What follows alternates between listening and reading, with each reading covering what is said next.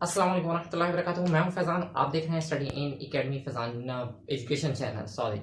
अच्छा जी, तो हमारा आज टॉपिक है इक्विलिब्रियम के हवाले से। इक्विलिब्रियम क्या होता है तो आज हम डिस्कस करेंगे और उसके साथ साथ कोशिश करेंगे कि ये टॉपिक्स भी कवर हो जाए, जिसमें parallel forces, torque, couple, centre of mass, types of equilibrium, states of equilibrium and condition of equilibrium शामिल है। सो बात करते हैं इक्विलिब्रियम की। इंग्लिश में अगर मैं डिफाइन कर दूं तो कहते हैं कि when body in the state of rest और इन यूनिफॉर्म मोशन, कि अगर एक कोई बॉडी हालत सुकून में यानी रेस्ट में है या किसी यूनिफॉर्म वेलोसिटी से मूव कर रही है, एक जैसी वेलोसिटी से मूव कर रही है, तो वो स्टेट ऑफ इक्विलिब्रियम में है। सो एग्जांपल ले लें, अगर एक बुक टेबल पर रखी हुई है तो बुक डाउनवर्ड डायरेक्शन में वेट की वजह से फोर्स अप्लाई कर रही है। नॉर्मल रिएक्शनल फोर्स उस टेबल में उस पर लगाया हुआ है, जिसकी वजह से वो बुक ना नीचे ना ऊपर की तरफ जाती है, तो रेस्ट में है, तो ये हम कहेंगे कि इक्विलिब्रियम में है यानी तवाज़ुन में है। इस तरीके से एक बॉडी यूनिफॉर्म वेलोसिटी से मूव कर रही है, जैसे हमारी अर्थ मूव रोटेट करती है अपने एक्सिस में यूनिफॉर्मली, और इसी तरीके से सर्कुलेट करती है सन के अराउंड, एक साल जो कवर हो जाता है वो भी हमारे पास होती है यानी यूनिफॉर्म वेलोसिटी, इसलिए वो भी हम कहेंगे कि इक्विलिब्रियम की कंडीशन में होती है अर्थ। अच्छा जी, एक गाड़ी मूव कर रही है अगर यूनिफॉर्म वेलोसिटी से, एक जैसी वेलोसिटी से, उसकी वेलोसिटी चेंज नहीं हो रही, हालांकि रोड पर एक्सेलरेट होती रहती है, ब्रेक की वजह से स्लो भी होती है, लेकिन अगर हम यूनिफॉर्म वेलोसिटी की बात करें कार की मूवमेंट पर, तो वो कार इक्विलिब्रियम में की कंडीशन में होगी। एक पैराशूटर ऊपर से पैराशूट लेकर आ रहा है, पैराशूट में आ रहा है, पैराशूट डाउनवर्ड डायरेक्शन में एयर को फोर्स अप कर रहा है और एयर उसे रेजिस्ट कर रही है, इसलिए उसकी यूनिफॉर्म वेलोसिटी अगर हो गई है तो वो इक्विलिब्रियम कंडीशन में होगा। अच्छा जी, यहाँ पर मैं बात कर लें हम इस टॉपिक की, जो कि टाइप्स ऑफ इक्विलिब्रियम है। इक्विलिब्रियम की दो टाइप्स होती हैं, एक स्टैटिक जबकि दूसरी डायनेमिक। स्टैटिक इक्विलिब्रियम रेस्ट से रिलेटेड होगी, जबकि डायनेमिक इक्विलिब्रियम यूनिफॉर्म वेलोसिटी से, मोशन से रिलेटेड होगी। अगर बॉडी रेस्ट में है तो स्टैटिक इक्विलिब्रियम, अगर बॉडी यूनिफॉर्म वेलोसिटी से मूव कर रही है तो वो डायनेमिक इक्विलिब्रियम होगा। अच्छा जी, आते हैं पैरेलल फोर्सेस पर। पैरेलल फोर्सेस अगर हम कह लें कि कोई ऐसी फोर्सेस लग रही हो किसी भी बॉडी में, किसी भी डायरेक्शन में, जो एक दूसरे के बिल्कुल मुतावातिर मतलब उन दोनों फोर्सेस के दरमियान डिस्टेंस हो वो आगे जाकर वो सेम रहे और पीछे भी वही डिस्टेंस सेम हो, तो ऐसी कंडीशन जो कहलाएगी, ऐसी जो फोर्सेस होंगी वो पैरेलल फोर्सेस कहलाएंगी। पैरेलल फोर्सेस की डायरेक्शन एक जैसी होगी, ऐसे नहीं कि एक ये इस डायरेक्शन में तो एक इस डायरेक्शन में हो जाए, तो अनलाइक पैरेलल फोर्सेस, तो मतलब ये पैरेलल फोर्सेस नहीं कहलाएंगी। मैं एक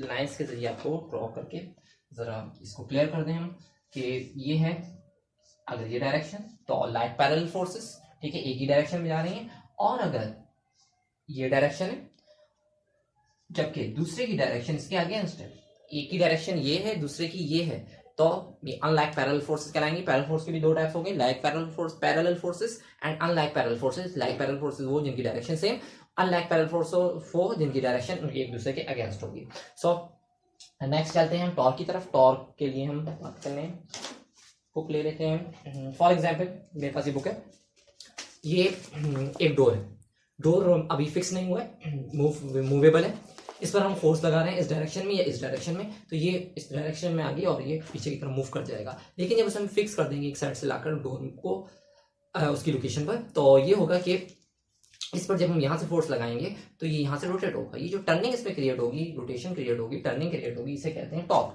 यानी turning effect in a body is known as torque. Turning effect जो क्रिएट होता है किसी बॉडी में उसे टॉर्क कहा जाता है। अच्छा जी, यहाँ पर दो चीजें होती हैं टॉर्क से रिलेटेड, एक फोर्स, दूसरा मूवमेंट आर्म, यानी एक्सेस से कितना डिस्टेंस है जहाँ पर फोर्स लगाई जा रही है। फॉर एग्जाम्पल एक्सेल ये है, यहाँ से ये टॉर्क कनेक्ट है, इस तरह से मूवेबल है, ठीक है, तो यहाँ से लेकर यहाँ तक का जो डिस्टेंस होगा जिधर फोर्स लगाई जा रही है, ये डिस्टेंस मूवमेंट आर्म कहलाएगा। अच्छा जी, फोर्स अगर मैं इस पॉइंट पर लगाऊंगा तो इजीली क्लोज या ओपन हो जाएगा, लेकिन जितना मूवमेंट आर्म कम कर देंगे, फोर्स इधर से लगाएंगे तो फोर्स ज्यादा रिक्वायर्ड होगी इसको ओपन या क्लोज करने के लिए। अगर और एक्सेस के करीब आ जाए तो इस पॉइंट से फोर्स लगाने हो तो यहाँ पर जब फोर्स लगाएंगे तो इसको ओपन और क्लोज करने के लिए ज्यादा फोर्स रिक्वायर्ड होगी, यानी यहाँ से अगर जब हम ओपन क्लोज करेंगे डोर को तो फोर्स ज्यादा रिक्वायर्ड होगी, जबकि इस पॉइंट से मूव करेंगे तो फोर्स कम रिक्वायर्ड होगी। यानी मूवमेंट आर्म जो ही इंक्रीज करते हैं तो फोर्स डिक्रीज हो जाती है, यानी फोर्स की क्वांटिटी कम रिक्वायर्ड होती है, और जितना मूवमेंट आर्म कम हो जाता है उतनी फोर्स ज्यादा रिक्वायर्ड होती है। अच्छा जी, तो ये हमारा कंसेप्ट था टॉर्क के हवाले से। टॉर्क का फार्मूला होता है tau is equal to F into D या आर, आर भी यूज किया जाता है, डी भी यूज किया जाता है, ठीक है। तो टॉ सैम्बल है, लेटर लैंग्वेज का ये सैम्बल है, टॉ टी की तरह बनाया जाता है, लेकिन नीचे से राउंड कर देते हैं, या कुछ आप देख सकते हैं। और एफ इज इंटू आर या एफ इंटू डी कहीं पर इसको यूज कर लेते हैं, यानी मूवमेंट आर्म को जो रिप्रेजेंट करेगा वो आर करेगा, जबकि फोर्स को रिप्रेजेंट करने वाला एफ ही होगा, कैपिटल एफ। नेक्स्ट आ रहा है कपल। कपल भी दो फोर्सेस होती हैं, दो पैरेलल फोर्सेस, यानी अनलाइक पैरेलल फोर्स एक सर्कुलर पार्ट में अगर एक सर्कल है या कोई भी किसी चीज का कवर है, किसी चीज का हम कहते हैं कैप है, जो कि जिसमें जो है चूड़ियां वगैरह बनी हुई हैं, तो उसे इस अंदाज से अगर फोर्सेस लगाई जाएंगी, सेंट्रल पार्ट है, एक फोर्स इधर लगाई जा रही है, दूसरी फोर्स इस पार्ट पर लग रही है, तो ये क्या कर जाएगा, जब इस तरह से फोर्स लगेंगी, ठीक है, डायरेक्शन फोर्स की कुछ यूं हो रही है, तो इस तरह से जब फोर्स लगेंगी ये anti clockwise forces कहलाएंगी।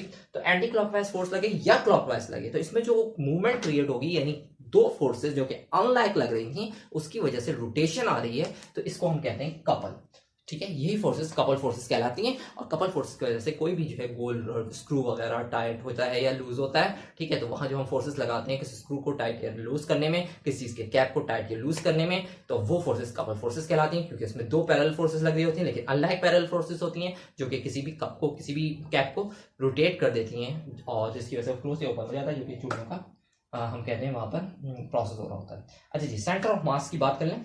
Centre of mass किसी भी बॉडी का सेंटर कहलाता है, वो पॉइंट कहलाता है जहां बॉडी का तमाम मास एग्जिस्ट करता होता है, यानी उस तमाम मास उस पॉइंट पर लाई करता है। फॉर एग्जांपल ये एक रेक्टेंगुलर बुक है, ठीक है, इसका सेंटर ऑफ मास बिल्कुल इसके सेंटर में होगा, इसको हाफ कर लें, यहाँ से हाफ कर दें, इसका जो सेंटर आएगा इसका सेंटर ऑफ मास होगा। अगर मैं इस बुक को इस अंदाज से एक फिंगर पर या किसी भी एक टिप पर रोकना चाहूंगा, तो वो पॉइंट जहां से ये बुक रुक जाएगी, ठीक है, किस तरह से, इस तरह से अगर बुक रुक जाती है तो ये पॉइंट इसका क्या कहलाएगा, सेंटर ऑफ मास कहलाएगा। इस तरीके से कोई सर्कल है तो उसका सेंटर होगा वो, किसी भी बॉडी के ज्योमेट्रिकल बॉडी जो होगी उसका जो है वो सेंटर जहां पर उसका नॉर्मल ज्योमेट्रिकली सेंटर होगा वही पॉइंट उसका सेंटर ऑफ मास कहलाएगा। लेकिन अगर इररेगुलर बॉडी शेप का कोई स्ट्रक्चर है या कोई इररेगुलर बॉडी है, जैसे फॉर एग्जांपल हम डिफरेंट डायग्राम की बना दें, एक बॉडी है उसकी डायरेक्शन कोई जैसे स्टाइल की है, ठीक है, तो अब इसका सेंटर ऑफ मास किस तरह से कैलकुलेट करें, तो उसके लिए हम सेंटर ऑफ मास कैलकुलेट करने के लिए एक नील लगाएंगे, यानी कील में एक धागा इस तरह से हैंग कर देंगे, प्रैक्टिकली ये किया जाता है। तो उसकी डायरेक्शन इधर होगी, इस ऑब्जेक्ट को उसके सामने रखकर उसकी लोकेशन उठाकर जिस तरह सीधे स्ट्रेट नीचे आ रहा होगा उस लोकेशन पर हम एक लाइन लगा देंगे, ड्रॉ कर लेंगे, फिर इसकी शेप चेंज करेंगे।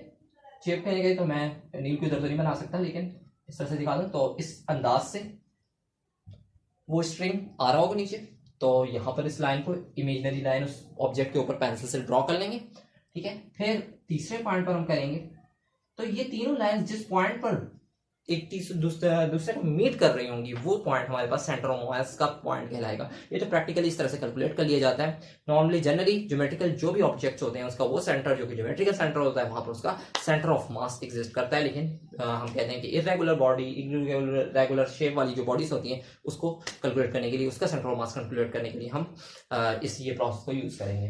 नेक्स्ट आ रहा है हमारे पास टाइप ऑफ इक्विलिब्रियम को हम डिस्कस कर लेते हैं, स्टैटिक और डायनेमिक होती है। नेक्स्ट है स्टेट्स ऑफ इक्विलिब्रियम। इक्विलिब्रियम की कुछ स्टेट्स हैं।